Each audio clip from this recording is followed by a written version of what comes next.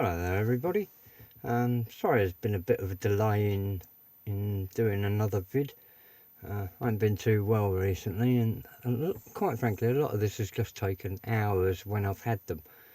I have actually accomplished quite a lot.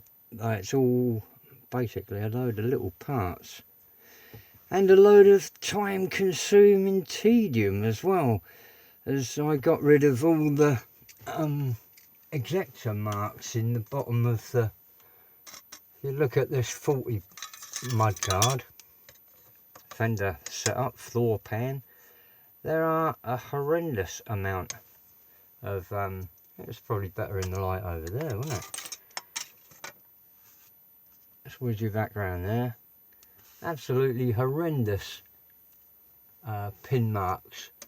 Now it's easy to carve these ones off, but getting into those ones is a chore. I don't know why I bother setting things up like this. I completely knock them down within seconds. Bugger.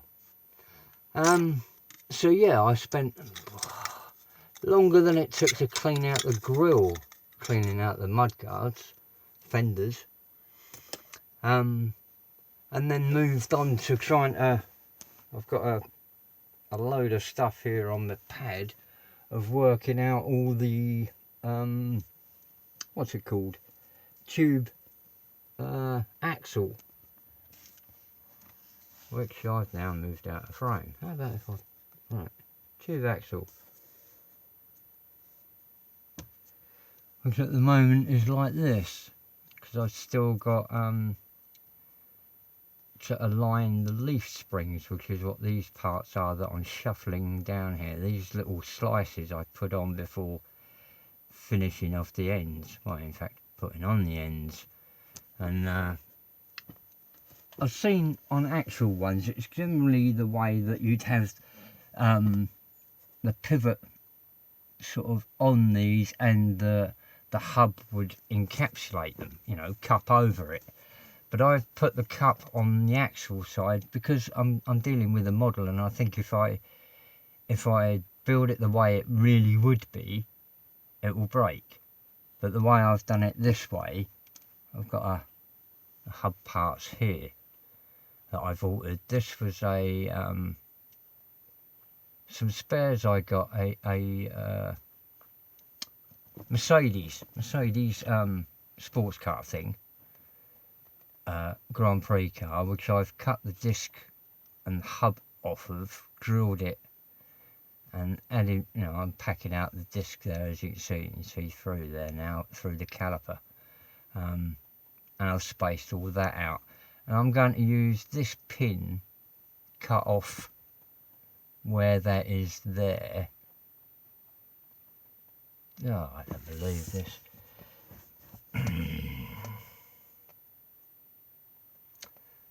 To fit into the axle, you know, cupped in the axle.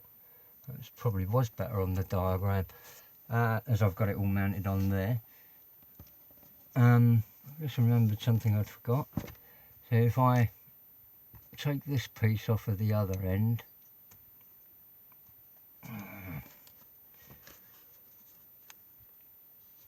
standing in the shadows of love, that piece will go into there and then pivot. And it's far too far away for me to see. Right, like that. And I'll have cut down my axle pin from this stub to that length, giving me the depth that I've measured already into the hub of my wheel, which I've drilled out to take this axle pin.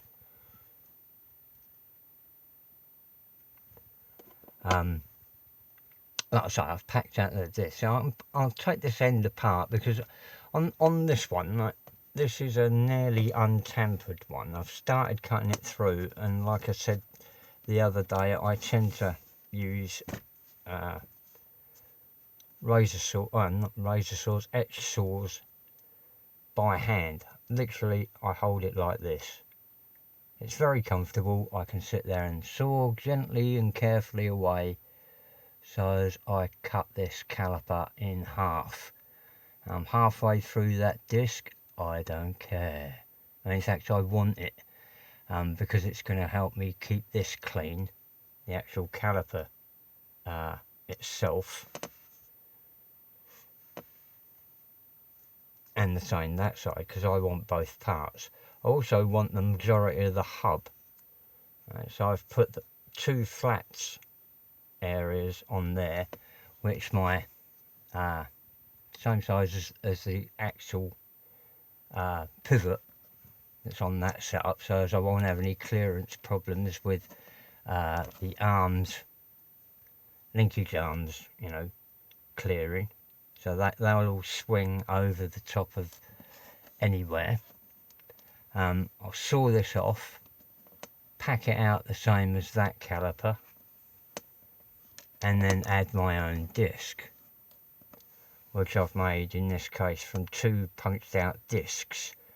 And you use a punch, it sort of turns them into a disc, a dish. So I've compressed the 2 together, which has sort of given me a line of maybe a ventilated disc. It isn't as good as like getting an etch set and making them, but it gives a sort of groove around that edge, but pins the centre together, which was quite handy. And I can still take all this apart because it's a very narrow axle if I leave it like that. This is just handy to build everything together closely. See there, now I've got down to the hub, the disc, the caliper and the stub axle with a mark in there for where I'm going to cut it. Which it's not going, it's only a pencil line. Scattered around here, these are the, let's lift that off for the moment. I have been messing with the body a bit, and I've got a few more to do, but up here on this part, if I slide this all back, hopefully get the body in, chassis in line, right? Oh, that's good. As you can see, I've got my whatnot motor sock sitting in there. It's going to have to come up a bit because of exhaust clearance by about 1 mil. Just out of picture, is it? Right, there we go. Come back. That's going to have to come up by about 1 mil, just exhaust clearance. I think I can get them over the frame, and like I said, I wanted to try and get them through the front fender, but I'm not sure. It's all ballparkish. What else was I going to say? What's the next bit along? Prop shaft should be around here somewhere. Oh yeah, that's over the back there. Started making up a prop shaft for it. The UJ on there, then a UJ down on the diff. If I take the engine out, I'll flip this over. And I've got, that's my U-bolts, shackle plates. I've still got to put nuts on the top of those plates. This is still all adjustable because I haven't finished with my ride height totally yet. So it's all jimmied in there. Straight through the hole. Bada bing. Right, and then moving down to the front, I want to jack it up all the way around. High rise, that used to be called. Is that still called the same? I don't know. I do lose things in some translations. But all the way around, rolling around on these wheels, everything on that seems to be going well. Like I say, doing these, you are there for years getting into the bottoms of there to clear it all out. Absolutely horrendous job it was. And then I want to retexture them again to give a sort of fiberglass effect of the front, well, the whole blooming thing. The roof's coming on well. I've been having a good sand on getting this curve, get a nice curve around there, get rid of any peaks. Same that side, get a nice curve. It's got to feel sexy going across that roof, otherwise the paint won't shine properly. Same up there across the nose, you know, have a good caress. Ooh. Filled in the headlamps, because I'm not having headlamps. As if anyone's been watching before, you can clearly see the front grille open there. That was fun. And then round the back, I've opened up tail lights. I thought, wow, I've filled in the front ones, I'll open up the other ones. And there's still the trunk lid to open up yet. But I don't want to start carving into that until I've really sorted these body lines out, because I don't want that shifting. I want all this to stay the same shape. Right, so while I'm working down these pillars, I don't want this detaching. And I'll cut it, re-scribe it with that tool I got the other day. For those who didn't watch that one, scribing tool. Right, take the trunk lid out.